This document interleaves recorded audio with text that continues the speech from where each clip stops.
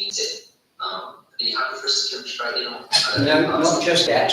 We've got a couple of formalities to do first. I can't hear very well. I can't say at all. We've also got a slight issue with the level of the sound, so we're going to try and increase it if we can. It's not so much the level, it's the fact that it's inaudible. Yes, It's just very big. yeah.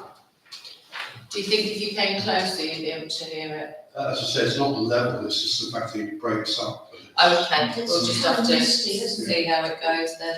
Play it by ear. Yeah.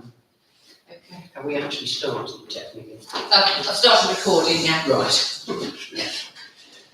Well, in that case, the first item on our agenda, before we get onto the representation from interested parties, is simply to receive and potentially to accept apologies for absence. I think we've had apologies from Councillor Fuller and Councillor Arnold, and I think Councillor Davis as well. Do we accept those apologies? Yes, I do. Right. Well, that very rapidly brings us round to your presentation. We do all have in front of us the little leaflet which shows the slides and so on. If you'd like to make a start, we'll just have to see how well we can hear you. I'm certainly not struggling myself, but two of my colleagues certainly were earlier. The sound is a bit like his picture, isn't it? You can share any details after the presentation, should you miss anything. So I'll just do a quick introduction of myself. So my name's Johnny. I work for Cavendish Consulting, and we support McCarthy Stone with their communications and the planning aspect of the development in community consultation. And I'm joined by Rachel, and I'll let Rachel introduce herself. Hi everyone, my name's Rachel Clare, so I'm a Principal Planning Associate at the Planning Bureau, and we're McCarthy Stone's retained planning agents, so we work with them on all their planning applications across the country, and this is kind of the area that I cover, so the pre-application, the application. You're breaking up quite badly at the moment.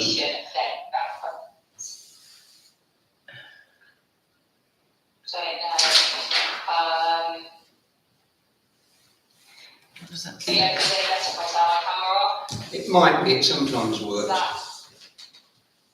Sometimes it helps. Please do just say if you can't hear anything, if it's not. Yeah, it seems to be working, so whilst it would be lovely to see you, it's probably better that we can hear you. So what we'll do, just to talk you through how it will go, we'll share with you a presentation now where me and Rachel will share with you about the community consultation activities that we've already undertaken, and then we will provide an opportunity for questions at the end of the presentation from yourselves. So I'm just going to share my screen, hopefully you can see so what it is sharing whilst we discuss. Yeah, it seems to be working. Across.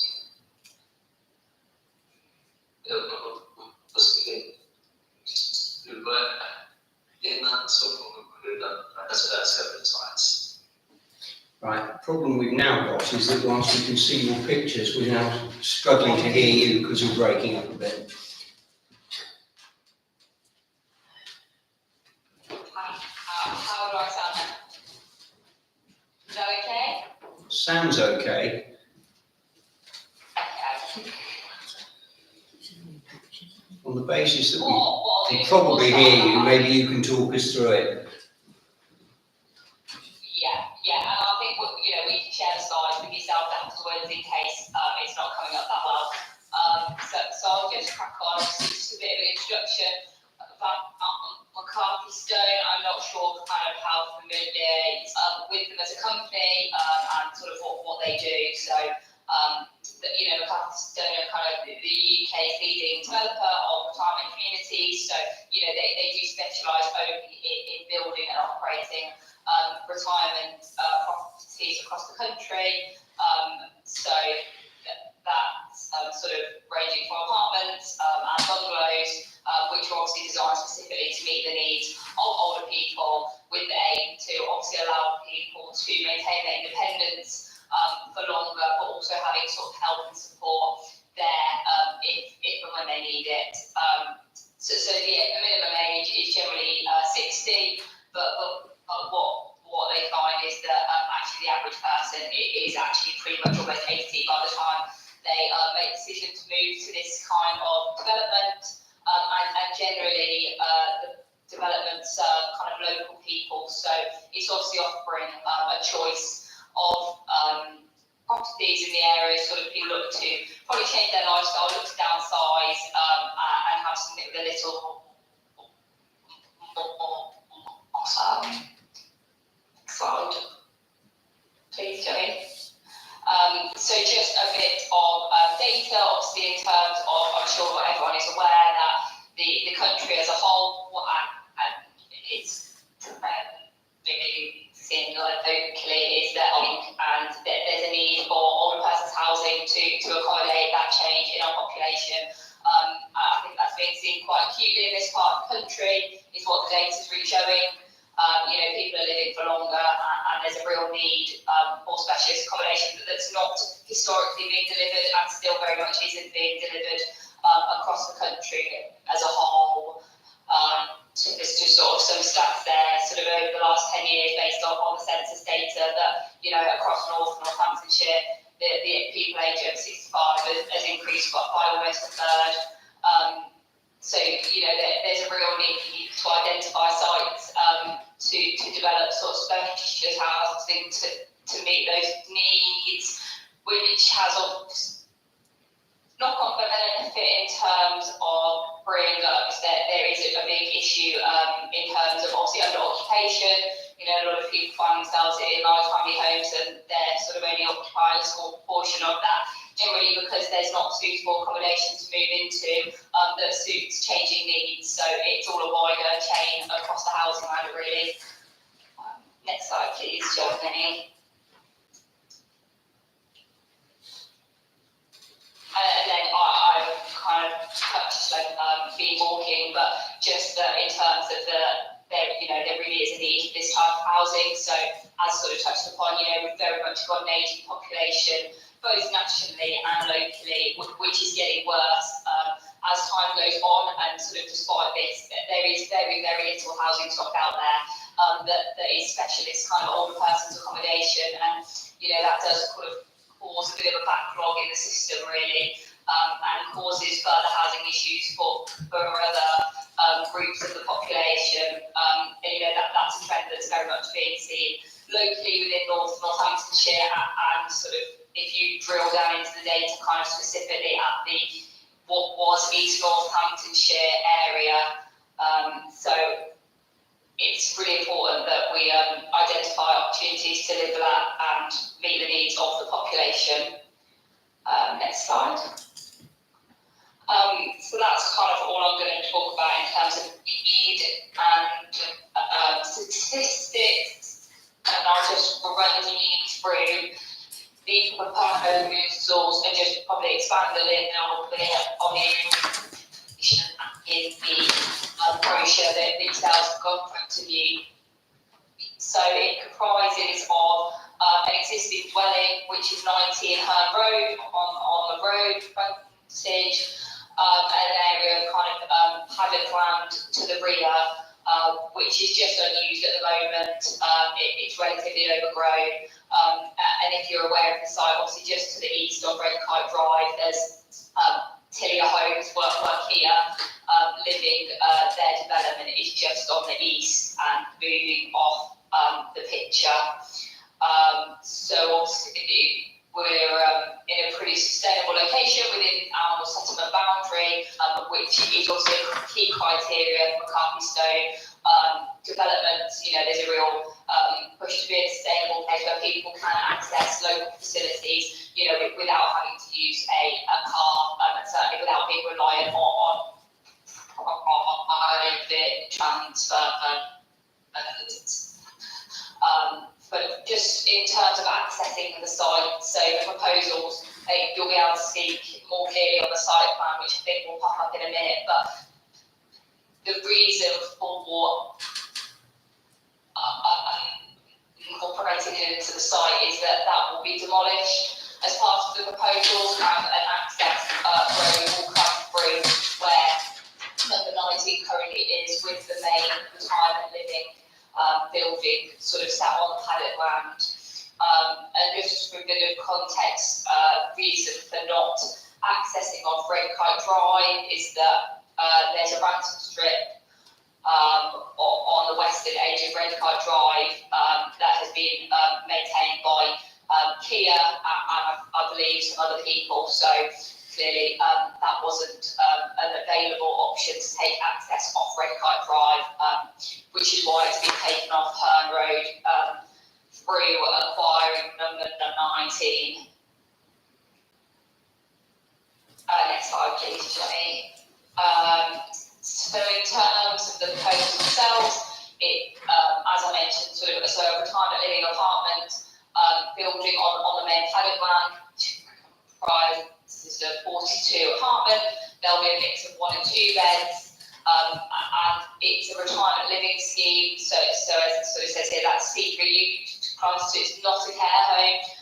It's very much about sort of having apartments that are adapted to meet changing needs with time, but very much for people that are still independent and can live, without sort of day-to-day care needs.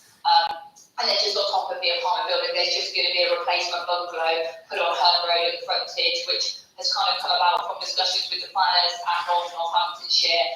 They were keen to sort of see that street frontage maintained with the existing bungalows, so that's placed in there. And then within the retirement living apartment, there's a communal lounge and facilities, so it's really about sort of fostering a community for the residents, which sort of helps tackle isolation, loneliness, which I'm sure we're all aware it can be a big issue for older people. And then to the rear of the apartment is a landscape garden, which is available for use by residents. It's got sort of seating areas. There's a sensory garden proposed, and also some sort of areas for planting, sort of raised beds for residents to kind of keep up, hobbies like gardening at a time where they're giving up potentially a private garden and moving into an apartment for sort of reduced maintenance. And then just the picture on your screen is a montage of the view from Red Kite Drive. So it is CGI, so it's not professionally accurate. Obviously, if you're aware, it's like the existing hedgerow is taller than what's being shown, but just helps give you a sense of what the scheme would look like, the materials being used, how it's going to be broken up. So it's not one big building, but kind of comes across as a series of buildings along that street frontage. Next slide, Johnny, please. So as I mentioned before, this is just a site plan, so you can see more clearly now the proposed access coming into the site and the bungalow on the street frontage, how that continues, sort of the line of development that exists currently on Herne Road. So you can see the apartment in a T shape with the garden in quite a private space to the rear, and then just car parking to the frontage there. Next slide, please, Johnny. And then these are just visually verified montages. So these are accurate representations, so they're taken using topographical data and photography, and these are kind of real life representations. So unlike CGIs that obviously have some artistic license, these are actually accurate representations of what the scheme will look like. So this is taken from one of the driveways just off Red Kite Drive, looking back over towards the paddock land. So the picture at the front is what it looks like now, and the picture at the bottom is what we propose it will look like. So you can just see the hedgerow being a bit more managed, but still kind of keeping its height for privacy, sort of the new and existing residents, and you can just see obviously the top roofscape of the building, so it gives you an idea of the height, sort of in the context of the surrounding houses that are already there. And then I think we've got a couple more on the next slides, just as these examples. So this is the entrance off Herne Road onto Redcar Drive. So again, you can just make out the scheme sort of behind the lamppost there, and it just gives you an idea of how it fit in the wider context of the surrounding houses in the area. And then finally, I think there's just one on kind of the new access points. Yeah, so the bungalow, obviously on the top is number 19 Herne Road, and then you can just see obviously how the new access would come with the bungalow on the front and then the apartment building behind that. So they will obviously all be submitted as part of the application, and they'll be a little bit bigger than on the slides to see a bit more easily. But I think that's all from me, Johnny, if I'm right, in terms of slides. Ready to pass over to you. Yeah, that's perfect. Thanks, Rachel.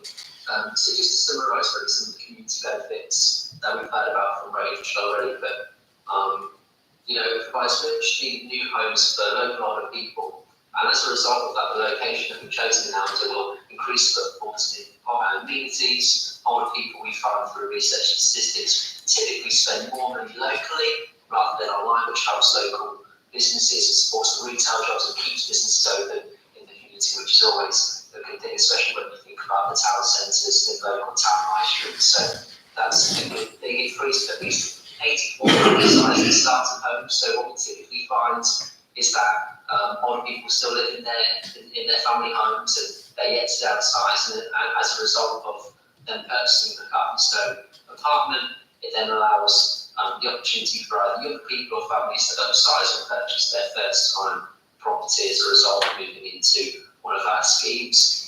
It also supports the decarbonisation of the housing market. So one of the great things about the Carving Stone is that it's 100% electric homes. All the parking has EV charging points. They're highly energy efficient and they're insulated really well, so that reduces the carbon emissions in comparison to new build homes. And not only that, there's huge health benefits and just emotional health and wellbeing benefits for the Carving Stone properties.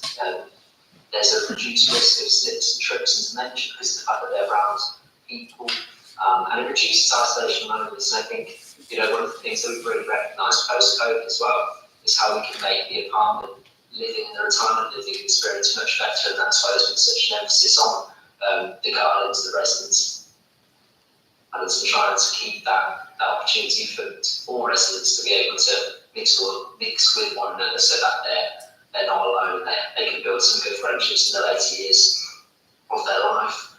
Finally, the community engagement programme that we ran, so we recently ran a virtual online consultation which ran between Tuesday the 5th of September and Tuesday the 19th of September. During that period, we wrote to over 2,000 addresses to inform local people of what was happening in the area and what it was that the Carving Stone proposed in. So over 60 closest residents, as to which we did meet with a number of local residents to discuss concerns and support and some queries that various people had.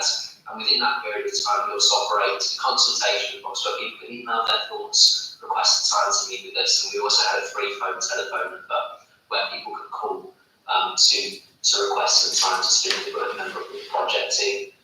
As a result of running the community consultation, we saw a high level of support for the scheme, which is really great to see, and that will be addressed as part of the wider loan application submission to the council over the next couple of weeks. So really, that's what we've come to share with you tonight. So we want to really thank you for your time, and then just open the floor really to if there are any questions for either myself or Rachel.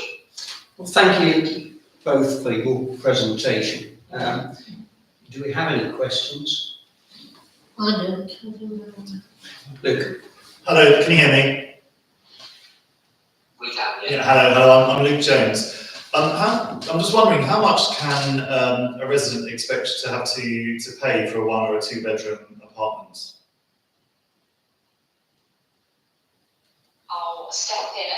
So the pricing obviously isn't disclose at this point in time because of the time before apartments are actually going to be for sale. So if you kind of look at a planning application going in next month, or sorry, later this month, can't believe we're in October already. You know, we're probably talking with the best will in the world, planning, within 12 months. It's going to take 12, 18 months to construct the building, and obviously being an apartment scheme and the nature of it, it's not phased like housing, but people are moving in, there's works going on, the whole building has to be finished before people start moving in. So, sales are potentially kind of 3 years down the line. So it's not something that's really set. And to be honest, obviously I don't work directly for McCarthy Stone, so don't have party to that information specifically. Okay. Thank you. Councillor Shura. Yes, a number of issues. Thank you for the very interesting presentation. Can you hear me? Because I'm a bit far away from, I think it's being picked up. Yeah, sorry, I'm quite struggling to hear. I can move down. Come around, I can come round. You said, Councillor Shura, it's getting closer to the laptop. yeah, I'm the furthest, well, I was the furthest one away. I'm a bit closer now. Is that any better? Yes, it is. Excellent, okay. Well, what I was saying was thank you for your interesting presentation. But I do have, and I generally support what you're trying to do here, but I do have a number of questions. The first of which is, how do you ensure that this is actually for local people? You make a big claim about this being essentially an asset for local elderly people, but is there a vetting exercise? I mean, how do you actually ensure what you claim ends up being the case?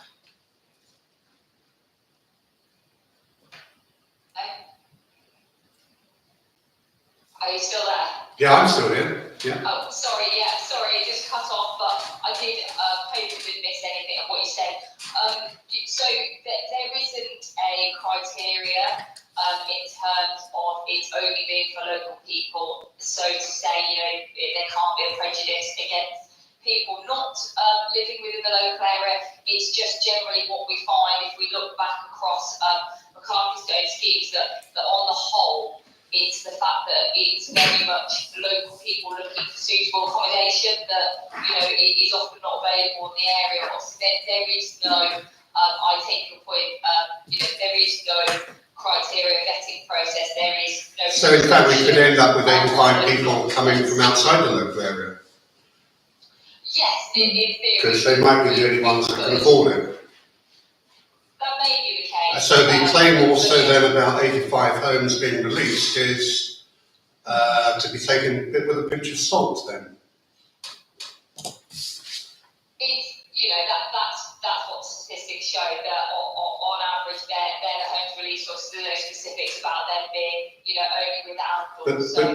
But the way you write it, as though you write it almost as though it's a fact, and it clearly isn't a fact. It may be a probability, but it's certainly not a fact. I think it's a bit misleading the way you say this is for local people, when actually there is no vetting process. It's actually open to anybody, and actually homes could be therefore not released locally either. So again, we have to try and actually look at what you say in the leaflet with perhaps a slightly better judgment. That's not to say I'm opposed to it, but I just think some of your claims are a bit grandiose.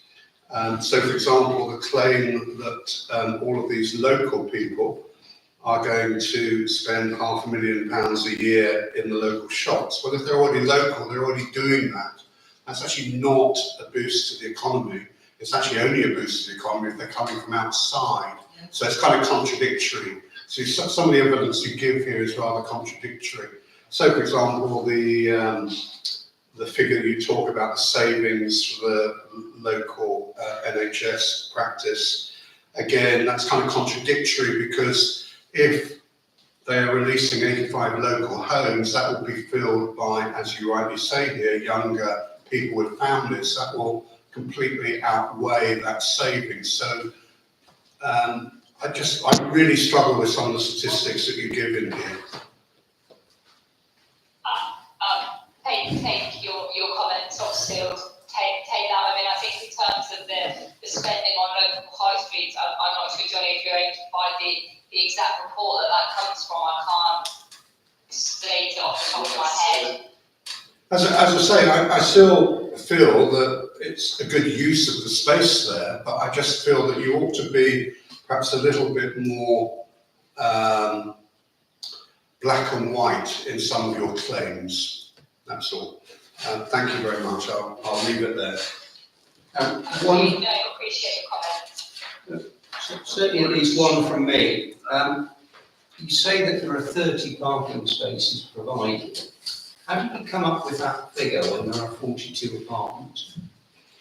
So there's Carlton have instructed independent research, which effectively has surveyed a wide variety of their schemes up and down the country across different locations to determine the average parking demand. And what that research shows is that an average apartment, whilst there's a mix of 1 and 2 beds, we do find that the majority of apartments are occupied as single dwellings, so just a sole occupancy, So the average parking demand equates to 0.55 spaces per dwelling. So that's kind of based out of research, which I might do maths using my phone, but it equates to less than what we're providing. So the numbers kind of come out of making sure that there's more than enough car parking on site with the space available to ensure that obviously there's no kind of overspill onto local roads, accounting for obviously staff visitors, things like that. So the numbers are derived from some independent research that's been done, which will be available within the transport statement that goes in with the application. It's very much fine that people move into these schemes. They're sustainable locations where it's a time where people are looking to really give up their car. And so we generally find that, car ownership is pretty low amongst residents. So. Okay, thanks for that. Just one last one. Is this development on land that is currently zoned for residential development in the rural Northumberland Thrapston plan? Because there are about 50 dwellings that haven't been constructed on the wider site, as it were, and it looks as if this may take up 42 of them. I'm not, from the discussions we've had with the local planning authority, it wasn't raised that it was specifically allocated for that. It was the view that obviously being within the settlement boundary and being bounded kind of on 2 sides by residential development, that it was acceptable sort of infill development is how they described it. I haven't seen anything earmarking it, but I don't know whether, sort of speaking to some of the residents of Redkite Drive, they did give the impression that they felt that they knew it would be developed one day, so potentially it was the intention at one point in time that's never kind of come to fruition, and it has been left behind, I think, for probably quite a few larger developers. It's probably not a big enough site to deliver homes on. So perhaps a plan once, but nothing that I'm kind of aware of in detail. Fine, I'll just look at my colleagues. Any further questions? We don't have any further questions at the present time. We look forward to going through that planning application in detail when it arrives. But in the meantime, I'm grateful to you for taking the trouble to come and talk to us in advance of the application.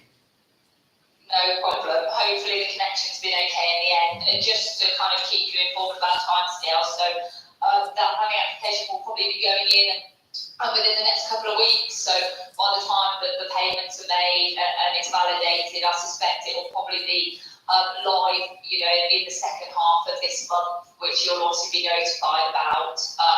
But obviously, Johnny, if yourselves have got any questions or further queries about anything before the application goes in, during the application, then, you know, we're here to discuss those with you and maintain sort of an open channel of dialogue and communication with yourselves. Well, we represent the planning committee of the council. There is a full council meeting in a fortnight. And this would certainly be raised at that meeting. Yeah. So there might be some feedback from there. And just to let you know what I'll do now following this meeting, is I'll share the slides that you've seen tonight with Lisa, so that she can circulate those out to you. Should that be helpful, and I'll also provide the links to the reports as to where some of the statistics are coming from, just so that you can have a read over those, should you wish to. So thank you very much. That would be very helpful. Thank you. Thank you. Good evening. Thank you. Bye. Mike? Bye.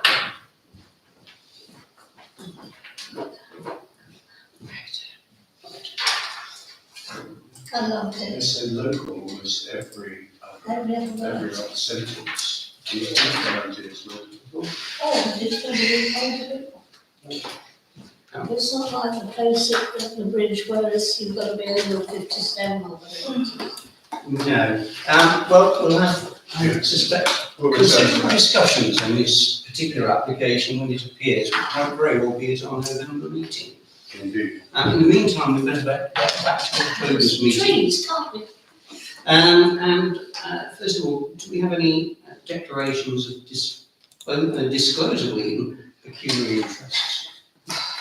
I think one of them's on under school grounds, the pavilion drive. Yes. That's a work around. So that's certainly another interest. Yeah. We did have a financial interest. Oh, yeah. But we've got an interest in the employee of the council. Taking down or cellar. Right. Duly noted. The next item is the minutes of the meeting we had here a month ago, 5th of September. President Councillor Arnold, myself, Councillor Chesser, Councillor Davis, Councillor Fuller and Councillor Shura. Those minutes have been circulated. Somebody wish to propose that we accept those? Councillor Chesser, seconded by Councillor Shura. All those in favour? Bear with me whilst I sign.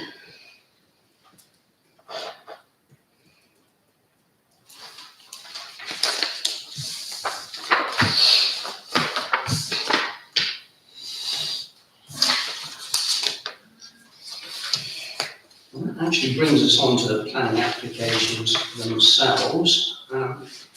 Sorry that my note doesn't totally follow the order on the agenda. I picked these up as they sort of came through to me somehow along the way. It diverges at one point. Now the first one is a tree. It's a sycamore, and they want to cut it back away from the building. The paperwork submitted to the council, there's a picture of the tree, which as you can see is pretty substantial. And it is said that it both touches the building and indeed overhangs it. They also say that it's responsible for £100,000 worth of damage to the building as a result of leaves and other debris falling onto the roof, blocking gutters and causing mayhem. I must admit the structural survey that came with it is pretty brief, to say the least, but it supports, if you like, what I'm saying. And to some extent, of course, this is a tree husbandry issue rather than a tree removal, so our sort of normal policy would not be to object. I don't know whether anybody has any views as to that particular issue. Well, sycamore trees are a rather delicate subject right now. Yes, of course. But I think tree husbandry would solve the problem. I mean, presumably the building came after the tree, this is the problem. Well, looking at it, I would think, yes, it probably did. Not looking But I at dare size. say that when they started planning the building and building the building, the tree was much Much smaller than it currently Let's is. not tree down. Absolutely, it's not a removal, it is simply to cut back That's all And all they're talking about is 2 to 3 metres away from the building, which I'm seems fine with that. reasonable. So I think we're right. not objecting to that one. The next one is used cottage, 48 Marketplace. That is one of the rental properties operated by the Simmons. Perhaps the only one Yeah. who remembers that Mr. Simmons was a former councillor some years ago, a few years ago now. And the application is to undertake a crown lift to a walnut tree, 3.5 metres, and to remove a limb from a yew tree to allow more light into an adjacent dwelling. And there really is very little on the portal other than the application document and that diagram showing the location of trees 1 and 2. And it's tree 2 where they actually want to try and sever a limb. I suppose to the extent that it is not necessarily tree husbandry to remove a limb from the yew, we might want to be saying something like no objection subject to the contrary view of the tree officer. But certainly the walnut seems to be just as a natural tree husbandry. That would be my view. Happy with that? So, no objection except that in relation to the yew, it's subject to contrary observation by the tree officer if he's worried about the removal of that limb. The next one is not the one that appears next on the briefing notes, but is the land at Pavilion Drive. So I can't find it at all. Second one down on the second page. There we go. Yes, it's a very brief note. So, construction of a steel portal frame building with a fibre cement sheet roof. And it is described as heritage green plastisol steel profile sheet walls and steel sheet doors. The building is going to be on a site 216 square metres. It's currently hard standing, it's currently used for car parking.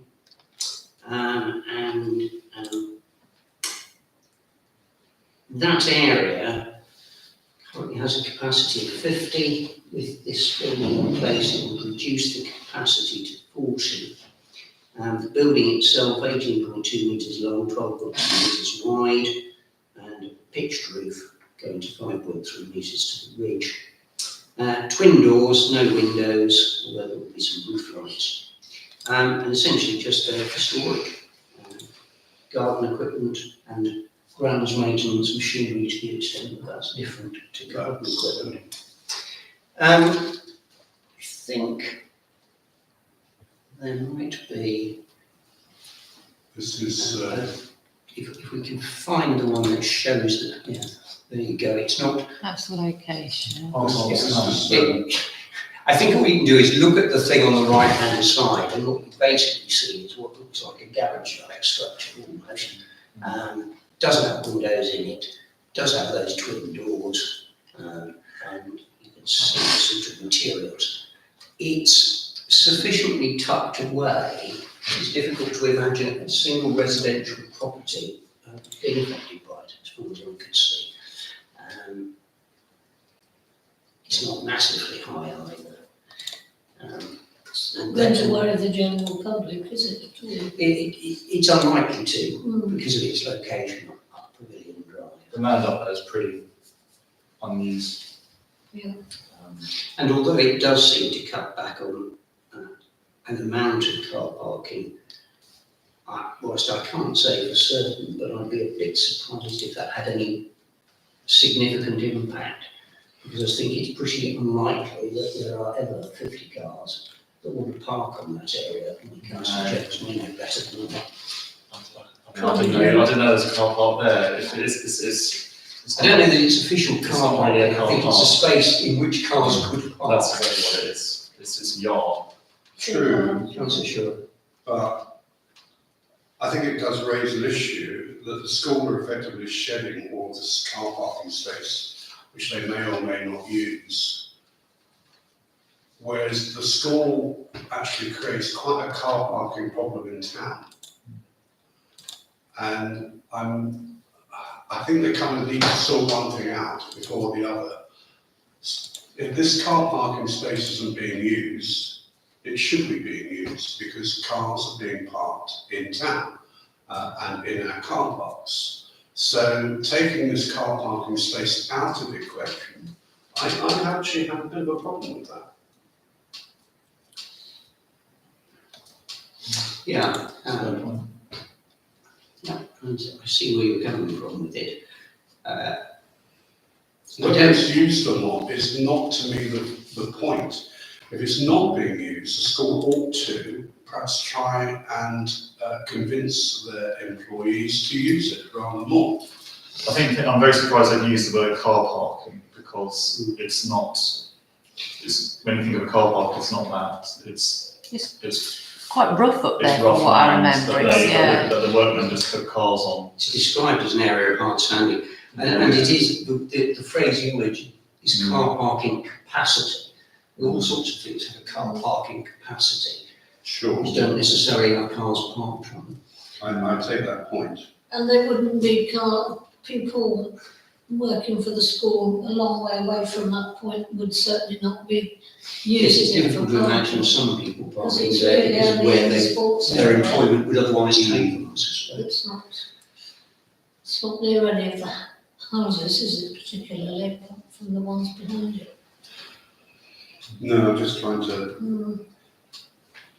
in your notes, Mayor, it says the building will reduce the car parking capacity from 50 to 40 Oh, cars. that's significant. So I guess it's not too much of a reduction. Yes, I merely quote from the paperwork that is on the board. Yes, I mean, it's news to me that there's even 50 spaces up there. That's a very strange number to hear. Yeah. And the car parking is only my issue. I mean, at the end of the day, no one's really going to see it up there. Yeah. It's not particularly offensive anyway. It's a very functional building for what it is. Actually, the route up to that is actually, it's mainly path that's walked by children that you could put a car on. It's not actually a road, Right. even though there's a house at the end. Well, You don't mind then, do you? well, we certainly seem to have at least one no objection. I don't think I would object. I to don't it. Just- object. I understand the reservation, I'm not sure. Yeah, I think it's a reservation, not a rejection. Right, so I think that's a no objection in effect. The next one is 20 St Peter's Drive. We have to work backwards to the bottom of the first page in my notes. So what we've got here is currently a detached garage, which is going to be removed and replaced with a two-storey side extension, which would incorporate an integral garage.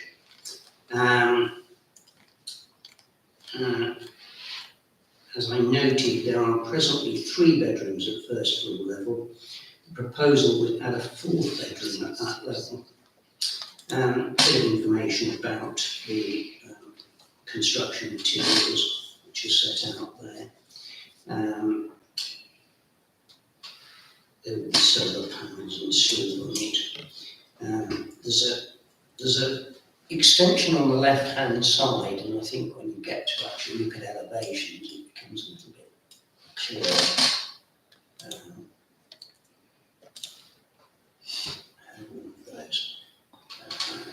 Right, so I think that's probably that's the proposal. So on the left-hand side, you can see an extension, as it were, to the side, with a roof above it, and there's the solar panels on top of it. And right on the right-hand side, you can see there's another extension, but that's purely a flat roof extension over there. And apparently that's going to be raised ever so slightly, by 120 millimetres.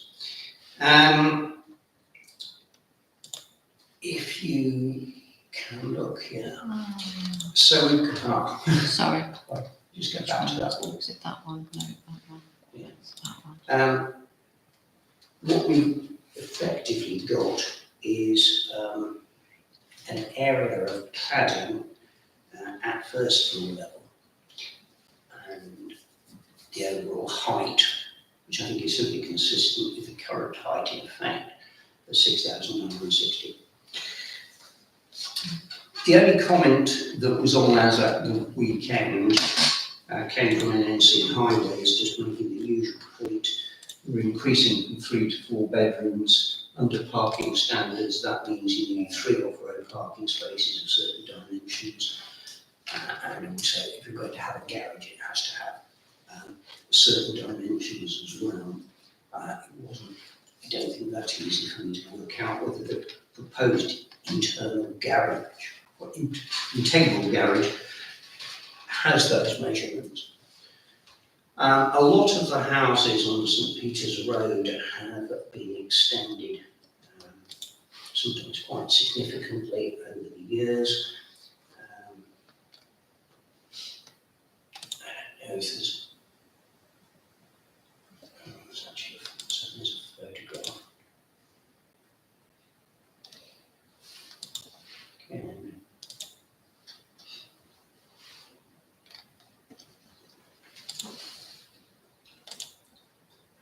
I'm not actually sure to what extent that they're particularly helpful, but there I think is this existing side extension. So is Well, that that's a garage which is not currently affixed to the rest of the structure, if I can put it that way. Yeah, there it is. So there's the garage space. That goes completely, and you then get this. Sorry, can you just go back to that picture again, please, Lisa? That one. How does it affect that window in what I assume is next door? There. Yeah. And it also looks as though there might be a window tacked behind the garage anyway. There, yeah. there. Yes, I mean, that window, the bottom one that you Yeah, pointed out to is clearly to some extent LED lighting, but you're not going to have it yeah, sure. much light and certainly no view. From the top, I think it's always difficult when you go to elevations because of course that then doesn't show the neighbouring property, but if we go back to the proposed elevations, Existing amended, existing, proposed amended, elevation, proposed amended, that one. So it's up almost at the right of the, to the roof. That's the window I you mean, just In fact, actually, you shown. can see it there. Look. Yeah. So they're now looking straight onto it. However, if you go back to one of the pictures of the garage, it looks like the window, the garage sort of comes forward up to the line of the window, but not proud of I it. see what you mean. So will they, it depends how far back Yeah, the extension is yeah, going to go. yeah. If it just goes straight up, Yeah. it won't actually cut in front of that window. Sure.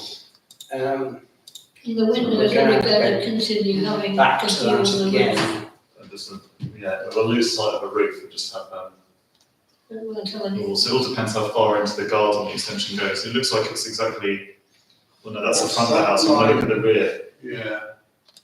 Yeah. that's what you can see. We've got the You're rear right, it's how far it's going to be entrenching onto the Yeah, entire yeah, garden. no, that does show the garage there, It look, is in front of private, it, isn't yeah. It's private. Hmm. So, Yeah, so So if that So goes it up, will it be- is likely to impact that window.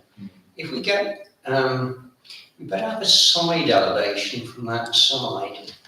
it's, have they What got? we don't want is windows looking into windows. Precisely. have I they don't got- think there is from memory, but I think it's view D, so I think it looks like there is a window there actually. Yeah, one, 12D, did you say? Yeah. I think try it's that. by the proposed side, but you can't, so it doesn't, it's not labelled on the front there. just work your way through. Yeah, they've definitely got on the plan, got a window looking at it. Existing Yeah. foundations. Yeah, Lovely window on window. yeah, indeed. If they even point out that's the old flat roof line. Wave it one. Yes, we've looked at that The one. roof line. Yeah. That seems I to think be. it is possible as well that when I wrote this, I'm not sure that those documents, the latter ones, were on there. Right. Because I think I started this probably What's before that? the 29th of existing. September. That's the old one. That's what I they. think what they say is they've already got a window there, look, you see it's already there, they're just bringing it closer.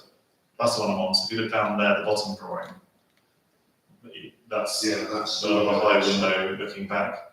Mm. Oh, I see, yeah, oh, I Yeah, see the what you drawing mean. window, yeah. Yeah, of course, that's the existing property, isn't it? No, maybe No, that's that's the the proposal. No, that's the proposal. Oh, yes. That's, that, oh no, it's, no. That's existing, I think I'm looking at the wrong side actually now you say it, because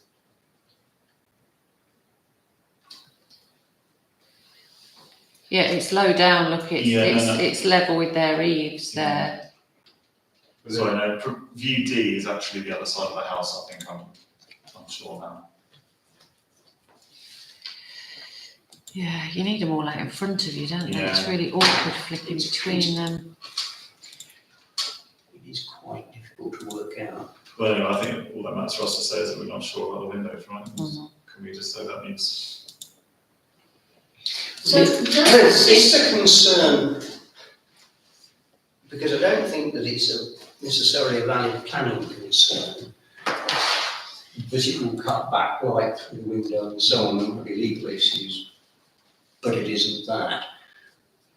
But if there were to be an overlooking issue from the new extension being capable perhaps now of looking in at that top window when it wasn't before, then I accept it'd be an issue, but it's actually quite difficult to work out from these drawings. Yeah. And I don't know whether it's just me, but I think everybody seems to be struggling, so I don't think it is just me. I agree, you can't entirely, it's not entirely clear to me where the new window will be in relation to the existing side window. I mean, I suppose it would be possible for us to say that we would have no objection, subject to there being no possibility of overlooking into the first floor window of the adjoining, property? of the side elevation of the adjoining property. And there may be a light issue perhaps as well, I don't know. They're clearly raising the existing garage quite. Oh, yes, I mean, it's going up to, in effect, roof level. Yeah. So it's going to be quite a significant. I'm surprised that didn't take light from the other. I'm sure it will, but as I say, I don't think the issue of interference with light per se is a planning issue. Yeah. If you remember this big one here, can you remember this one that was done, that was a huge extension? And I think there was quite a few people came to the meeting. In fact, I think it might even be the lady that lives in this house, they showed angles, they did all sorts of, they did a presentation to us. Yes. Well, I seem to But that recall still that went this council was not happy with. Mm. Well, I think it's fair to say there have been two properties in St Peter's Road where there were issues. One because they crammed in a property between two, 15 and 17. And then on the opposite side of the road, more or less opposite from 17, a very modest sort of property suddenly became an extremely large property, shall we say. There's certainly precedence for that. Yes. Despite our concerns in connection with those other two, both got permission.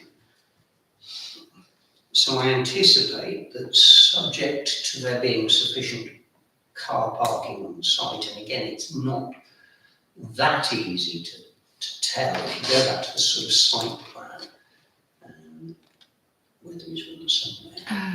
Well, I've seen it somewhere. There, Yeah, they've got they- 3 cars I think identified there. they seem to identify spaces Yeah. for 3 cars, which would be in line with requirements, provided the actual measurements can measure up. So, Looks a bit like next door's been extended. yeah, well, as I say, I think a lot of the Couple, properties there have been extended over a period of time. seems to me there are two options. One is a no objection. Actually, there are probably three. The second is no objection, provided that there is no issue with that side window on the adjoining property. And the third one would be an outright objection. I think the middle path would be the one I would go for. I think me too. Agreed. Yeah. Yeah. Okay, no objection. I just put subject to window on my note. That moves us to 14 Blackthorn Road, which is a loft conversion with side and rear skylights, 2 new ground floor side windows, 1 new first floor side window. So what we've got here is currently a 4-bedroom property on the first floor, one of which is en suite, a separate bathroom and an airing cupboard.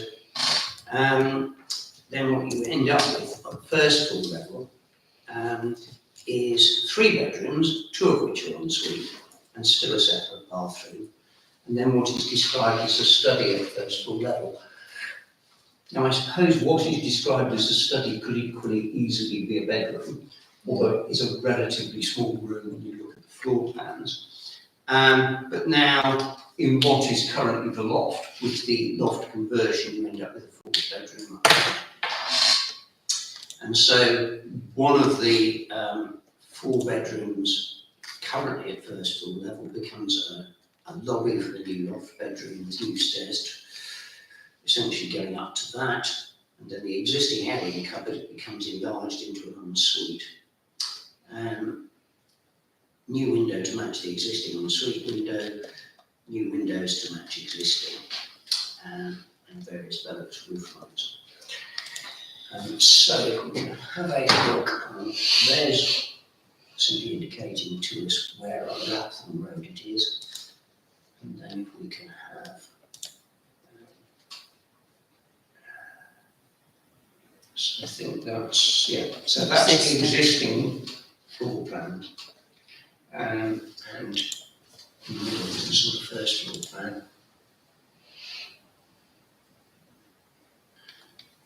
It's existing again.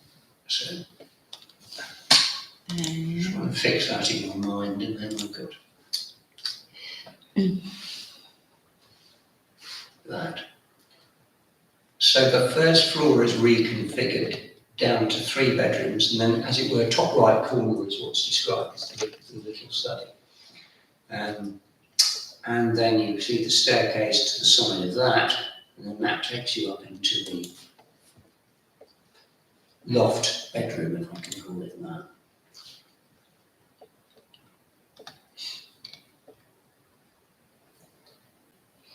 And there. Am I right in thinking the external appearance won't really change? Or I don't think it does hugely. It does look as if there may be some changes to fenestration. Yeah. But essentially, in terms of, if you like, the profile of the elevations, no, there doesn't seem to be any. So it's Visual windows difference. at the top, and then these 2 windows here, isn't it? They've numbered them. Yeah. Yeah, you've obviously got those roof windows. Yeah. But Yeah, you could just see one of them. Yes. So on the top right, you can just see one of those roof windows there. And these 2. And Yeah. is that one new one as well? See Yeah, and that little one there. They've popped a little one there, look. so that's an extra window as well.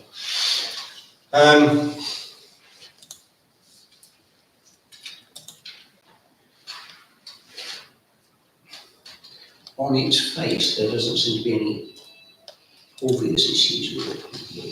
no, I've got no objection. I don't have a problem either. No objections? I don't think so. There's something about the the fenestration's got a word right now. The views from the driveway that highways raised. Something they've got to. Yes, where are we? There's in a comment.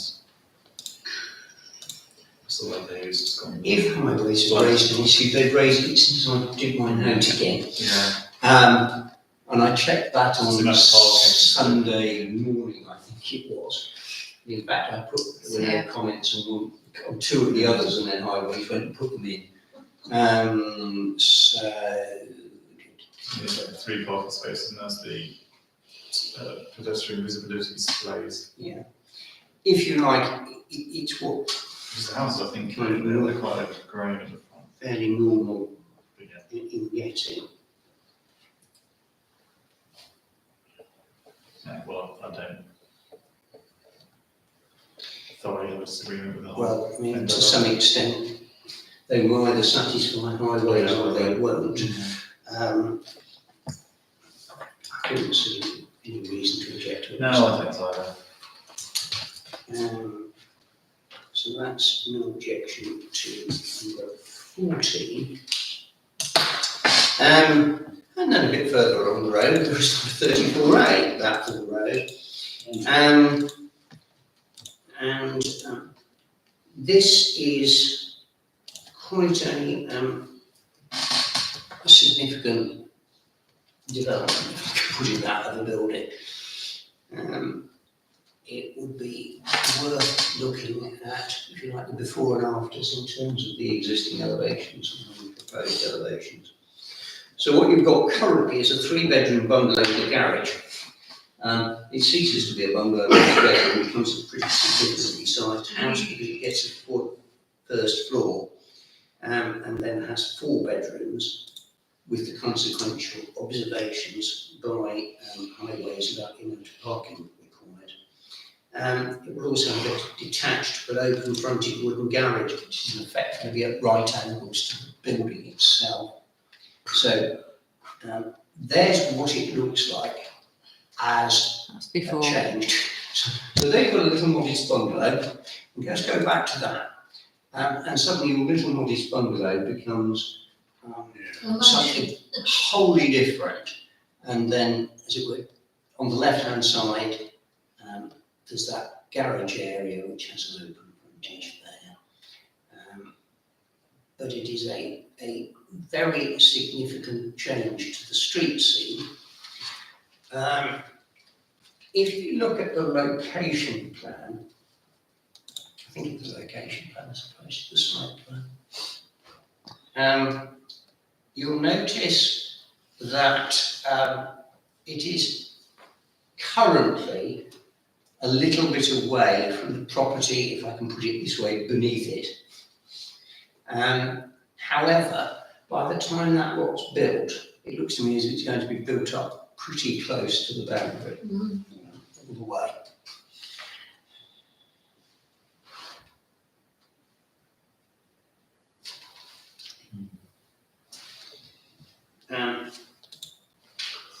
The appearance of the thing is going to be brick, it's going to have smooth render, it's going to have sort of timber framework as well.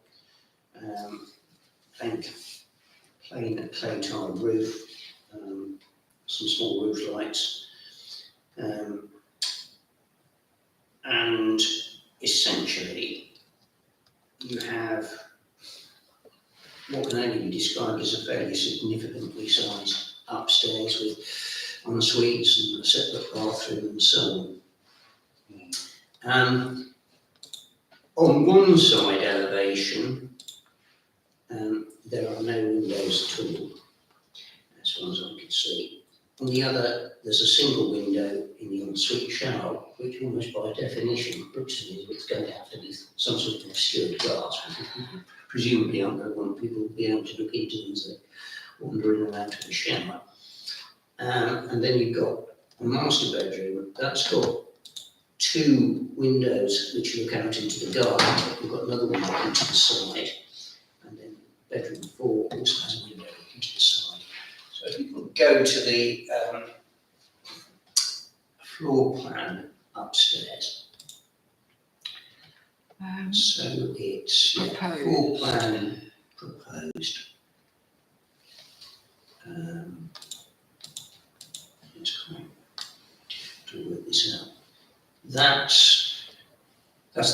floor, I think.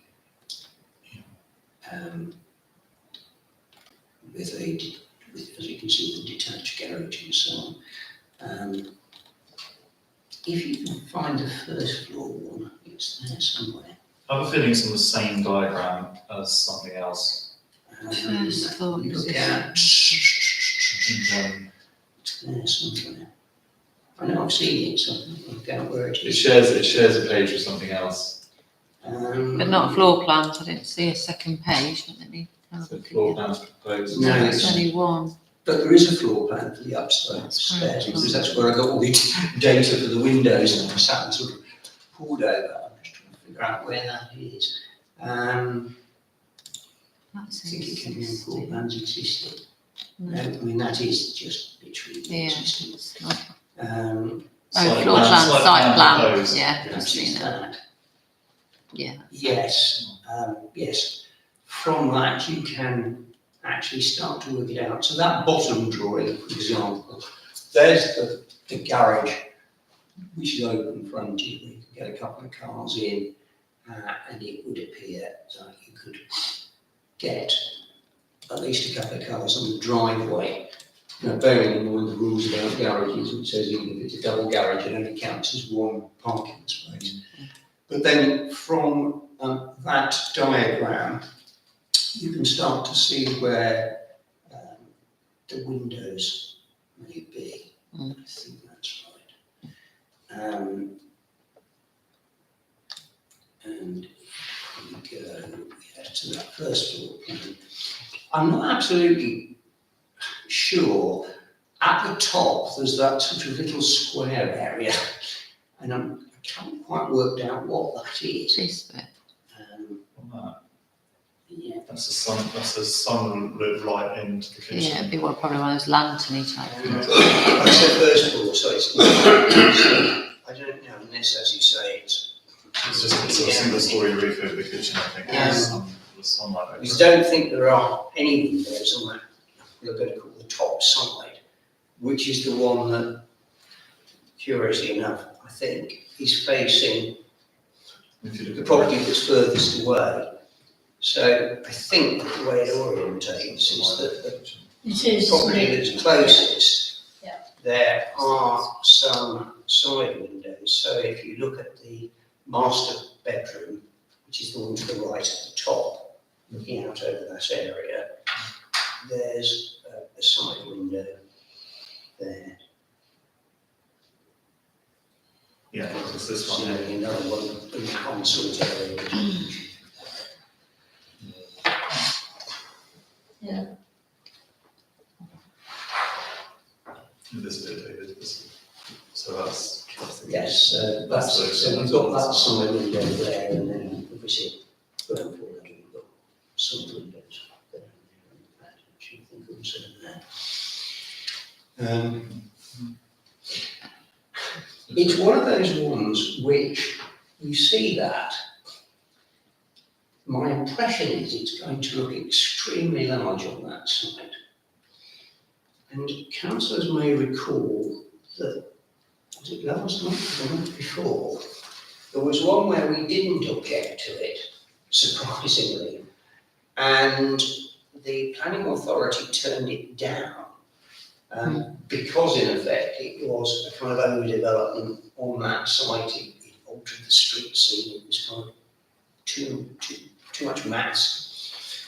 And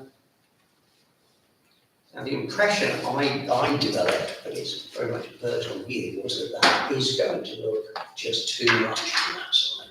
we could question it, couldn't we? And I think it impacts the street scene, and I think it's going to be somewhat dominating on particularly the property closest to it. And for that reason, I personally object to it. But I don't know whether other people have as much concern about that as I do.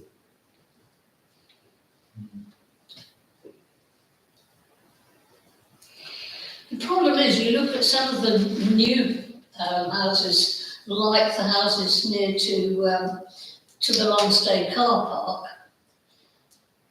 which are absolutely crammed onto the site. Yeah. you know, you've also got to think that people are now expecting less round their building. I mean, Well, I think that's probably fair. It doesn't actually seem to have a huge impact actually on the garden area of this property. There's No, it there's doesn't. a decent amount of garden behind it. It's just the That's fact that what it's I was so saying. massed from the point of view of what you're Compared seeing with from the next road door. and Close, very and close to its this. isn't it? proximity to that property, Yeah. to the Yeah. sort of, effectively to the south of it. Yeah. And that's what worried me about it. Yeah, I agree with you. They've not quite mentioned that some, I think some trees might have to be. I normally know that, but I haven't. They would usually say on the actual application, there's a box you have to tick if you're going to take it out. I think the trees actually belong to the neighbour, but really they would, they look like it's on the drawing. if something's backing right up to it. Yeah. Well, looking at the picture of Street View, it's right over the property, so, Come to something interesting about neighbours on the next final one. yeah. Well, Yes, two with sufficient reservations to object. So I look to the other two councillors, and Councillor Chester and Councillor Jones. See if we can reach any kind of consensus or yeah, at least a yes, majority view. I don't think it's too big for the plot, although it's a strange shaped plot. But it is big compared with the surrounding properties. So you could say that it might dominate the street scene. I don't know, the one next door to it on the other side is quite a large house, actually, if you look at Is it it? from this, and if you look at That's Oh, got there, a view. there. Yeah, sorry, but It has a very sizable plot as well. yeah. Is it, well, then it's not sort of problem then, is it?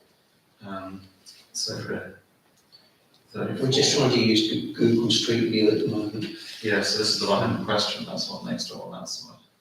Yeah, it's more the one over here. Yeah, but that's a yellow brick one. Yeah, I kind of worry about the. I don't really have a problem, I don't think. I'm not overly worried about it either, actually, if I'm perfectly honest. I think it would look nice. Perhaps the answer then is, since we seem to split 2-2 on this, I can't really do that. The only thing I can suggest is that rather than saying either that we do or we don't object, we make reference to the possible impact Yeah, on something like the that. street scene and neighbouring properties being a potential issue. Frankly, let the planning authority make of that Yeah, what it's well, doing. anyway. That's a good recommendation. I think that captures kind of what we're saying. So, concern about this. I have to write that one. That leaves us with one, and I don't know why, I always put the name of the applicant next to the property. And I only noticed this evening when I looked at it, that I've omitted it, and I can't remember who the applicant is. But we saw this application in a previous guise. NE 23000271 FUL had permission granted on the 22nd of May this year, albeit that we had objected. And we objected because there was a proposed external staircase that led to the new loft area. We worried about overlooking from that staircase. It's not the first time that we've had that kind of an observation. And we went on to say that actually if that external staircase were going into the new one with no clear windows to create an overlooking issue, it's likely we wouldn't object. The neighbour had also objected to the external staircase overlooking their lounge and sitting room. And councillors may recall that the neighbour had said at the time in that objection that the applicant had agreed to do something about it. In fact, what seems to have happened is that the application went through and got permission. Now, I can only speculate as to what led to this, but it would appear the neighbour has got his, her or their way, because we've now got this application which puts the staircase internally, effectively. That, no doubt, pacifies the neighbour and their concerns, and meets the concern that we ourselves had previously expressed. As I put it in the note, there are a number of other minor changes, including what is described perhaps euphemistically as disconnection of neighbour's shed and re-establishment of boundary line. It suggests to me that there had been an argument by the neighbour that what was being proposed might interfere with the boundary. And in fact, if you read it, it looks like the neighbour's shed is going to be completely replaced by the applicant. So there we have it. So what about the next bit then, David? Raise the roof of the existing detached garage. That's it. That's, So, under the original application that got permission, essentially they created this loft area. We didn't object to that in principle, Yeah, and it got permission. that's right. Our issues were the fact that there was a completely external staircase. And of course, by definition, if you go up to first floor level and you're on a staircase, Yeah. you have potentially an overlooking issue. Yeah. And I can't remember, I think it might have been East Road, I could be wrong. Might have But been, it might have been a property in East Road, I think, from memory, but I think earlier this year, we objected in fairly robust terms to another application where there was an external staircase proposed. And as I say, effectively, this amendment that is being pursued to the permission that was granted appears to meet our concern and appears in fact to meet the neighbours' concerns as well. On that basis, it seems to me that perhaps we may feel rather more well disposed towards it this time. I've got no objection at all, because it seems to essentially be carrying out what we have desired previously or so. It seemed extraordinarily inconsistent, as we suddenly complained about the very thing we were asking for. Yeah. So, No, I know. oh, okay, well, so no objections to that. And that is the final application we have to consider.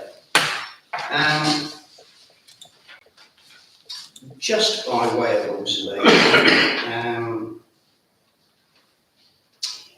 can't look at the right things. Perhaps the interesting one is that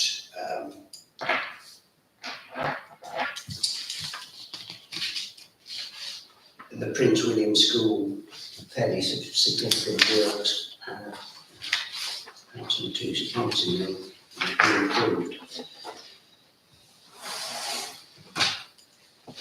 Anything else specifically on our agenda? Unless anybody else has any other relevant matters to report. So I'll look to Councillor Shirley first. So, No. Jessica? Mr. Chairman? No. I realised when I reread the minutes that we were going to put some questions to ELC planning. I don't think we've actually got around to doing that yet, notwithstanding that at the last meeting we spent an awful lot of time talking about concerns about specific planning applications. I don't know, did we get any feedback as yet from the planning authority about those various issues that we were going to raise with them? What, like the wooden structure on the river? Yeah, they're on. They're keeping me updated on various bits and pieces, but they're all on their radar now. It did look as if Yeah. all of those things were being taken on board. Retrospective applications and some I'm not quite sure what's happening with the wooden structure because that's a bit of a strange one, but they're keeping me updated anyway. Sue Scott's been in touch quite regularly. So as soon as there's something substantial to tell you, I'll let you know. So, just a reminder that if anybody does have any questions that they would like to put to specifically the NC planning, enforcement. NC. Still can't get out of the habit. NNC enforcement. Then we'll sort of try and pull that together. I mean, Sue said she'd be happy to attend the meeting virtually like we've done tonight, but she's just, apparently her eyesight's not particularly good, so she doesn't like to drive at night time, but she's quite happy to. Make a drive if she has No. issues of that nature. I mean, that worked reasonably well. Yeah. It could have been a bit better. On I think what I could do next time, I should, because this is a better laptop in terms it can be connected to the internet properly. So maybe next time I'll swap them over. It's just I don't think that one's as good at connecting to that. But yeah, we can get it Play sorted. with that. Yeah. Equally, I'm not sure that at this stage I want to invite somebody if we haven't got The questions. enough substance there. So avert your minds to it. I've been as guilty as anybody. I haven't actually got round to doing it myself. I keep thinking about it and not quite getting it sorted. But if we can put a number of things together, then potentially we can raise those. And it looks like potentially, at our next meeting, we might have the McCarthy Stone application, which I dare say will be an interesting one to discuss. And therefore, at 10:00, I should call the meeting closed. Thank you very much. Thank you. Indeed.